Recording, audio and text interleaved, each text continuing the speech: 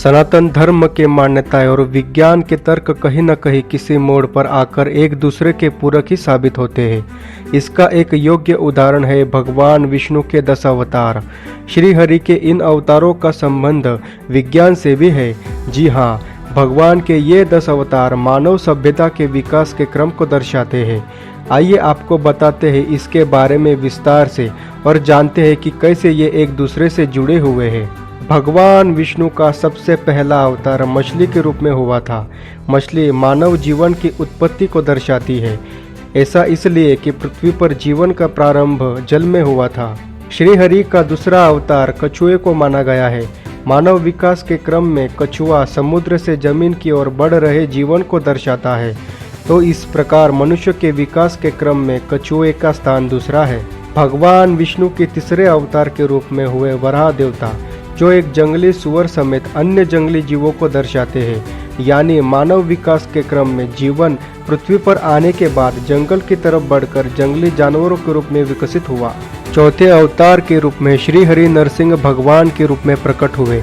यानी जंगली जीवों में जब थोड़ी सी बुद्धिमानी आ गई तो वह आधे जानवर और आधे मनुष्य के रूप में प्रकट हो गए। यानी विकास के क्रम ने नरसिंह भगवान के साथ मनुष्य के रूप में प्रवेश किया। भगवान विष्णु के 5वें अवतार के रूप में वामन देवता प्रकट हुए।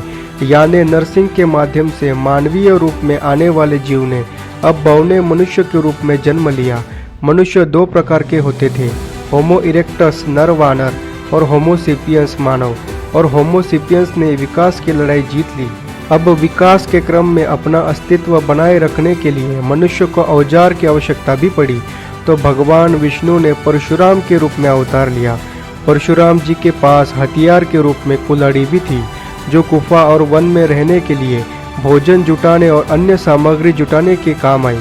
जब धरती पर मनुष्यों की अच्छी खासी भीड़ हो गई तो राजा, प्रजा और समाज का ताना बाना भी बुनने की आवश्यकता पड़ गई।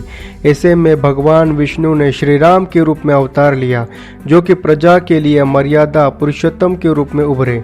धरती पर विकास होता गया और प्रभु श्री राम के बाद भगवान विष्णु ने श्री कृष्ण के रूप में अवतार लिया, जो कि राजनेता, राजनीतिज्ञ, प्रेमी बनकर उभरे, जिन्होंने समाज के नियमों का आनंद लेते हुए यह सिखाया कि सामाजिक ढांचे में रहकर कैसे फला फूला जा सकता है और कैसे खुद को और अपने परिवार को आनंदित किया जा सकता है।